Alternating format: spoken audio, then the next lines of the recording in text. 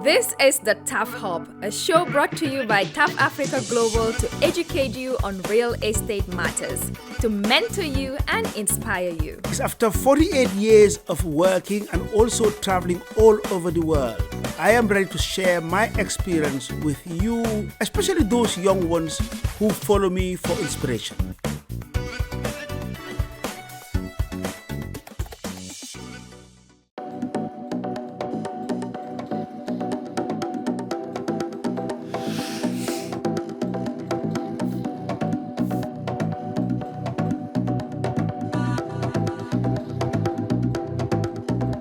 Sitting next to Mam-Yassin, obviously, and she was there, mourning. Where are the ladies? Where are the ladies? Yes, I was sitting there saying, come on, ladies, let's ask some questions. It's important to me because you are the first educators of the next generation. So everything that Ismaila told you, imagine if you told your babies and they were born as you were breastfeeding them, you were telling them about innovation, right? So I'm actually here to talk to you about my experiences, but I would have rather just sat and listened and learned. So I'm very upset with Dr. Ismaila and Uncle TAF for making me speak now that I committed to speaking when I could have just sat down and listened and learned. But I'm going to do my best.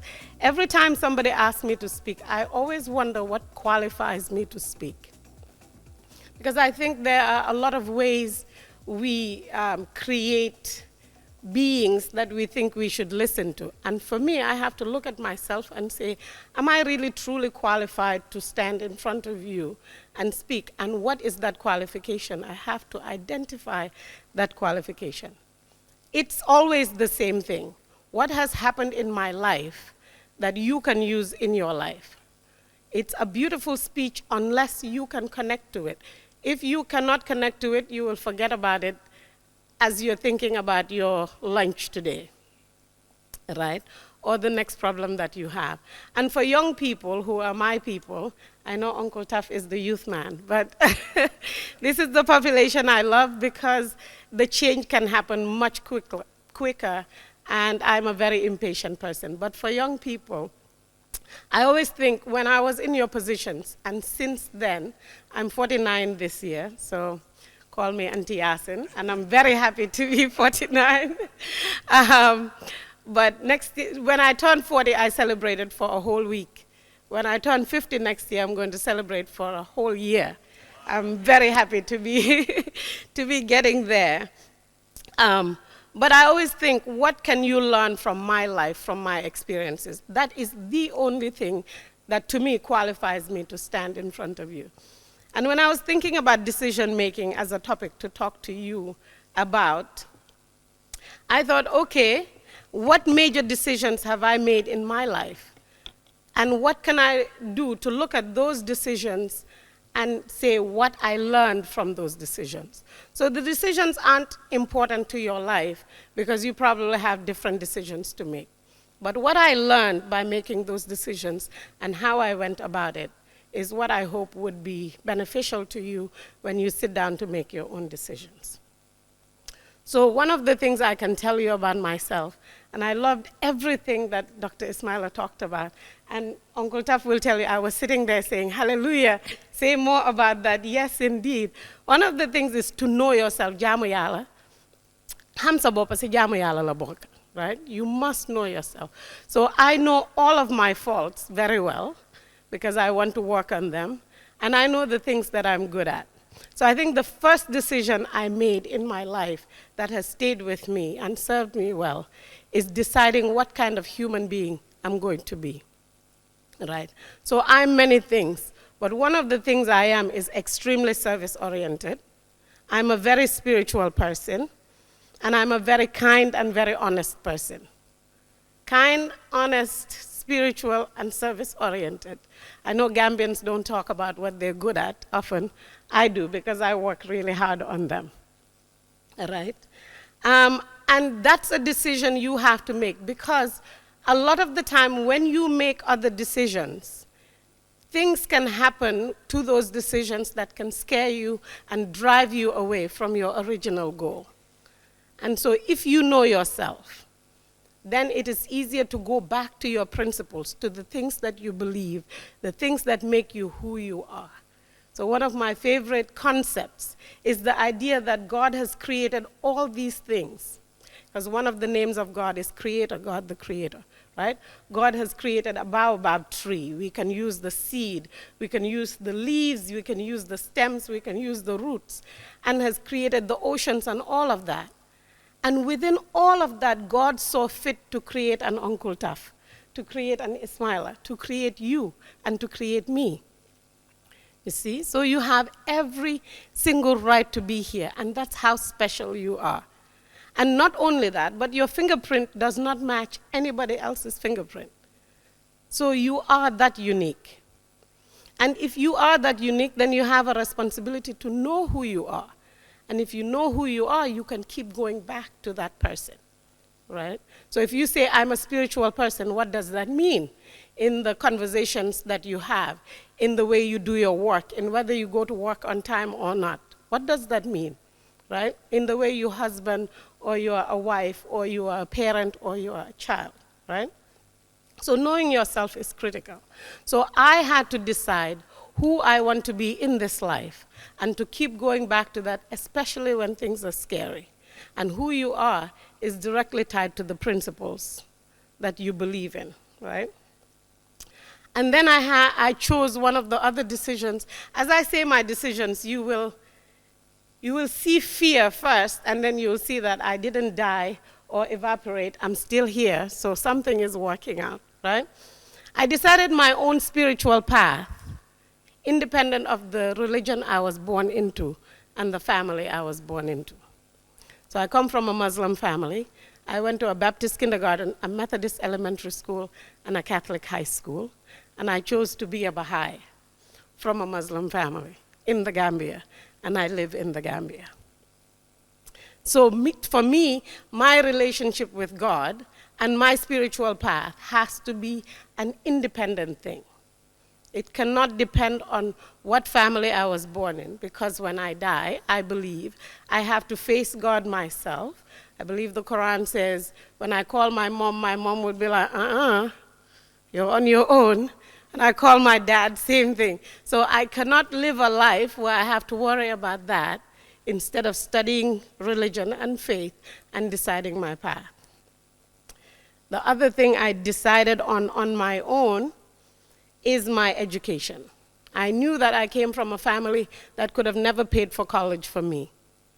And so from when I was in middle school, or primary 6 moving forward, I decided I had to go to university. I was too opinionated. I needed to do my own thing. But I also decided I didn't, at the time, want to go to university in Africa because of all the stories I heard about if your lecturer has a crush on you, and then you say no, then they're going to fail you. And knowing my mouth and my personality, I figured I wouldn't survive.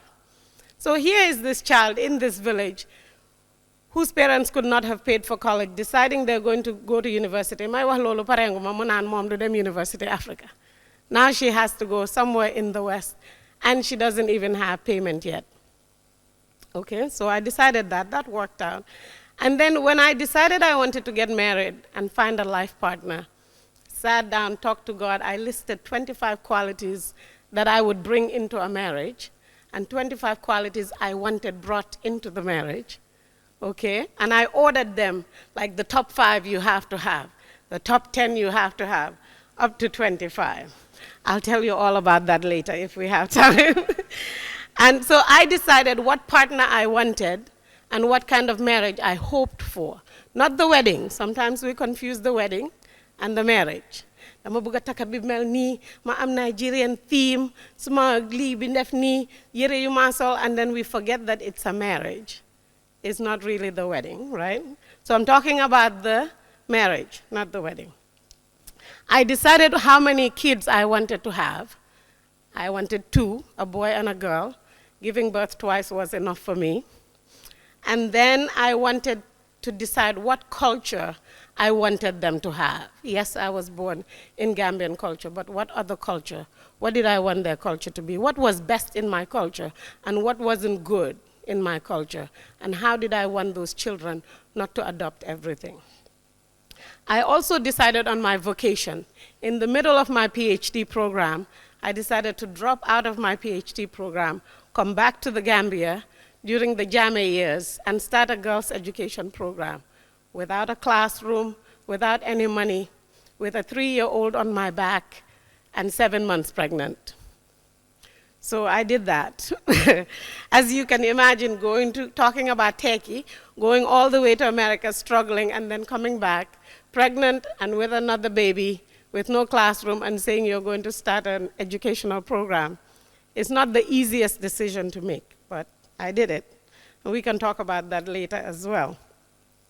I also decided and continue to decide on my relationship with others. If you know me, you know that my circle is a chosen circle. I decide what room I'm in, when I'm going to be there, how long I'll be there, and when I have to leave. And that goes for all my relationships. So sometimes, you get into a place, people are gossiping, and I will be that person who will get up and walk out.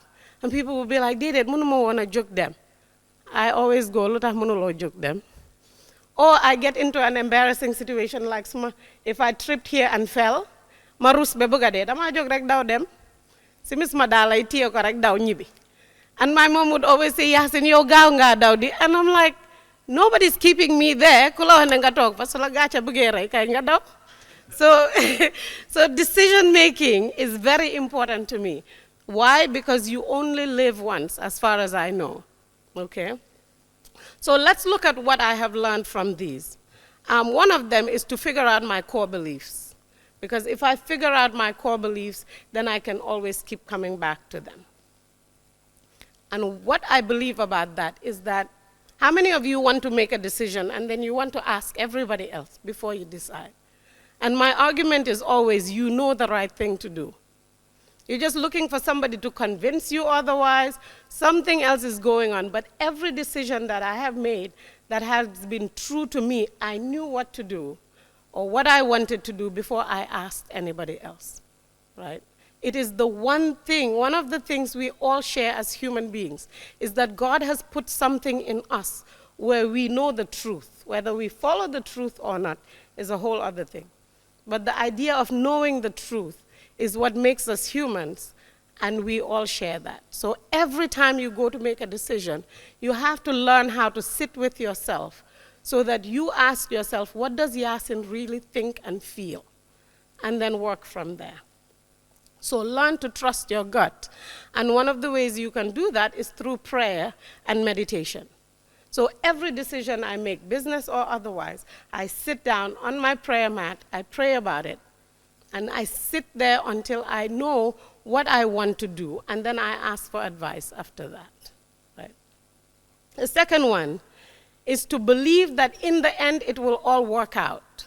You don't have to see the end in order to trust that it will work out if you're coming from a good place. So one of my favorite quotations says, the betterment of the world can be accomplished through pure and goodly deeds, through commendable and seemly conduct. So the universe doesn't lie, God is truth, right?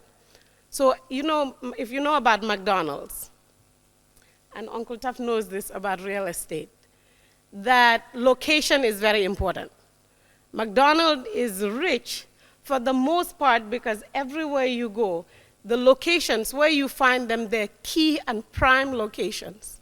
So even if the McDonald's is dirty, even if it's not serving good food, it's still situated where people need it to be and can easily access it.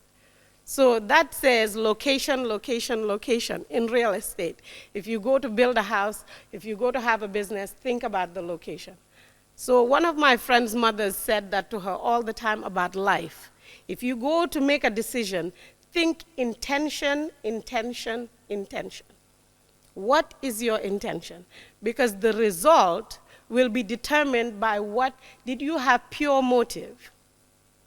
So if you go into something, I'm going to do the TAF Leadership Academy so that I can become a famous person. Remember that that was your intention.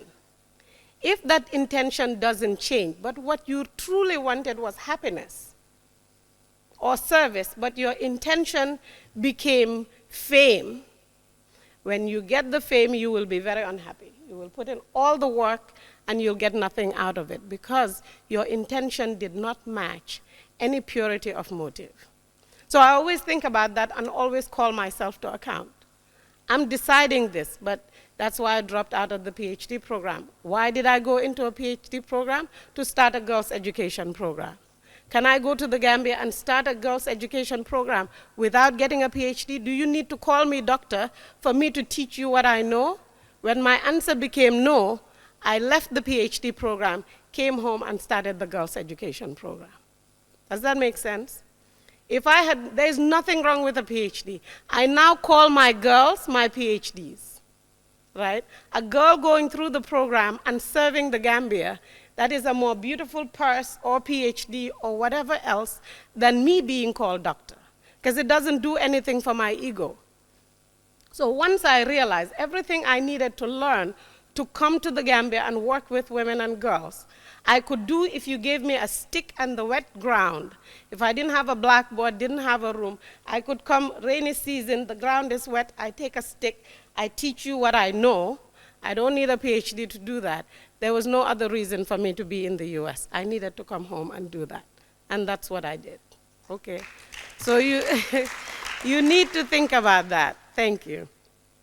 Now the next thing, so intention, intention, intention. Keep going back. If your intention is, I don't want people to talk about me, or I want people to talk about me, which if you live in a communal society that can be very tricky, then you are not going to get what you want out of it.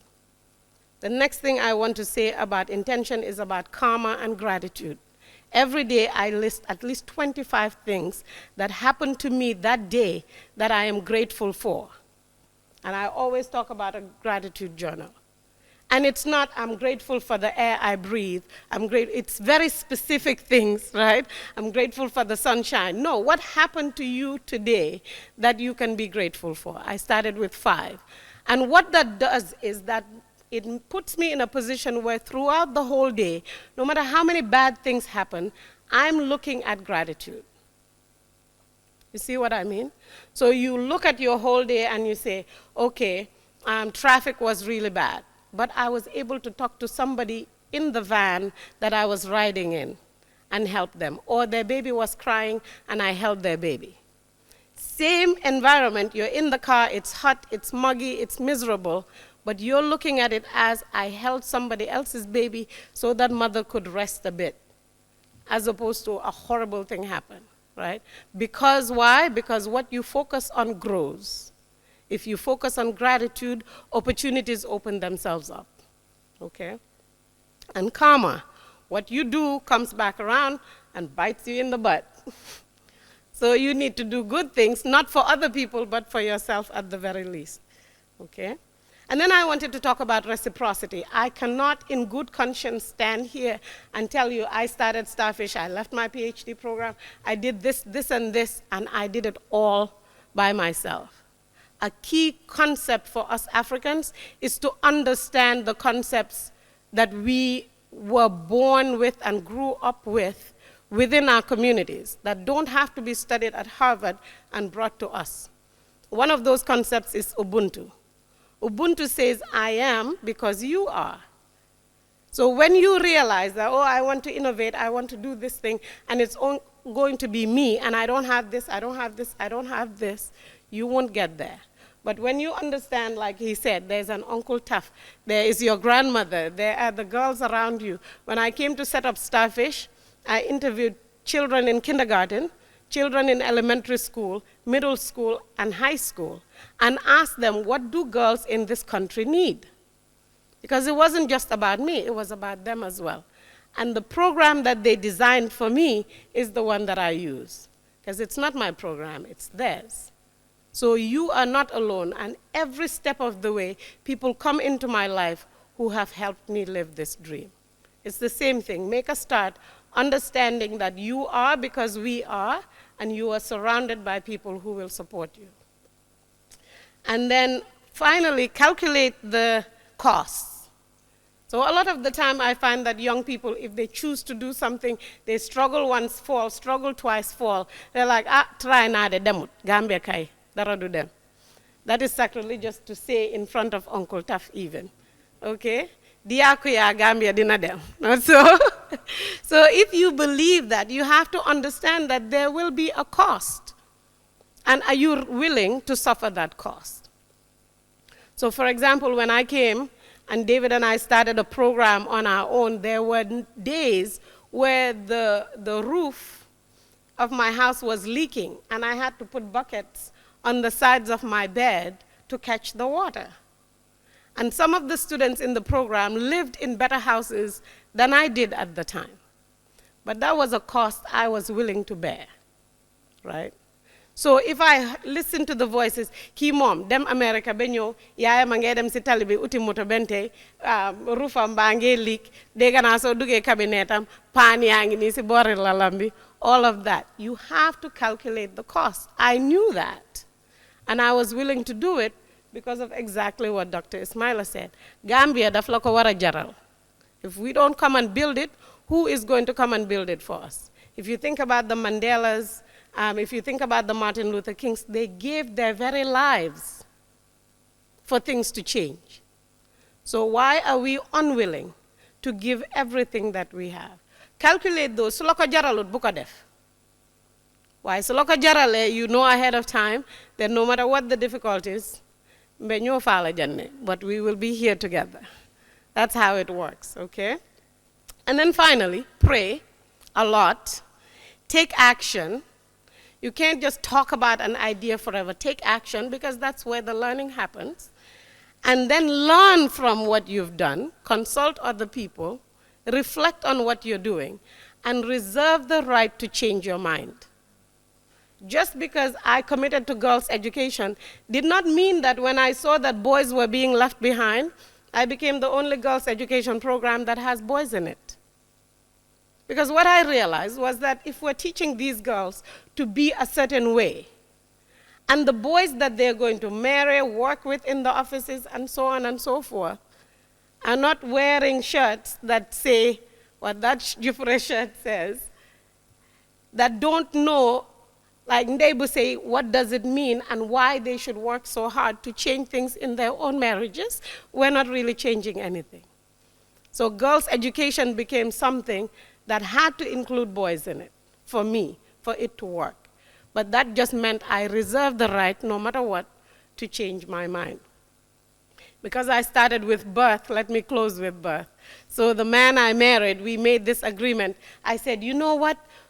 When I have babies, I can't imagine the mothers that just stay home and take care of their babies. So David, you can stay with the babies, and I would go and work. And he was very happy with that. He's a psychologist. He could work from home. He wanted to stay with the babies. And then the minute the nurse gave me my child and I looked into her eyes and held her, I said, oh my God, David, I can never go to an office. I want to just stay home and take care of my babies.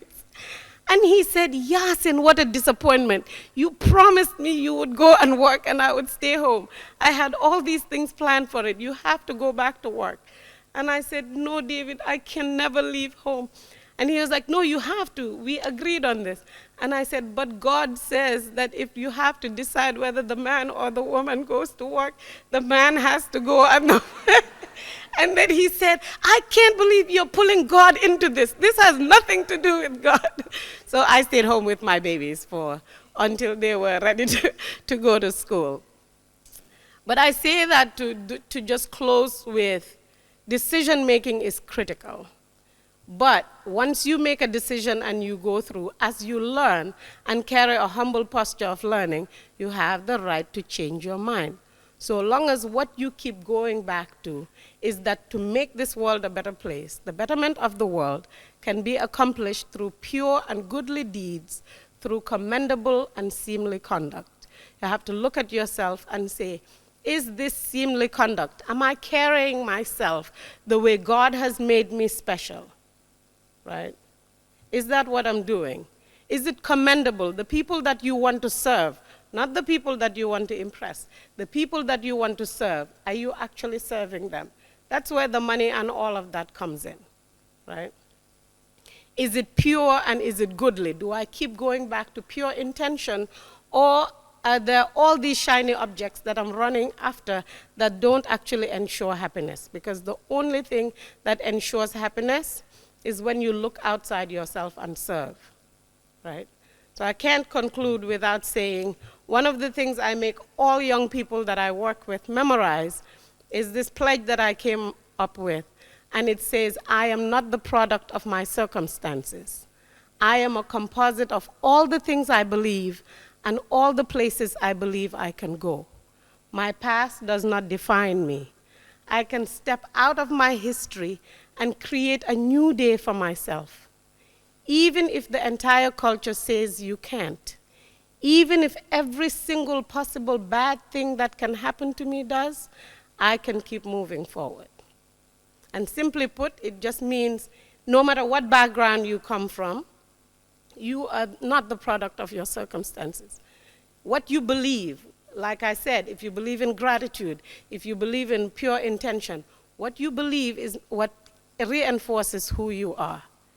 Along the way, difficulties will come. But even if every single difficulty comes your way, you will keep picking yourself up, learning, relearning, growing, and serving.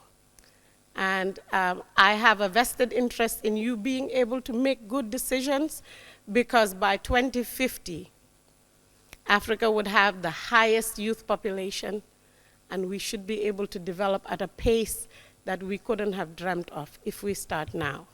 And I hope you can make the decisions that make my old age when I'm 125 much better than when I was 50.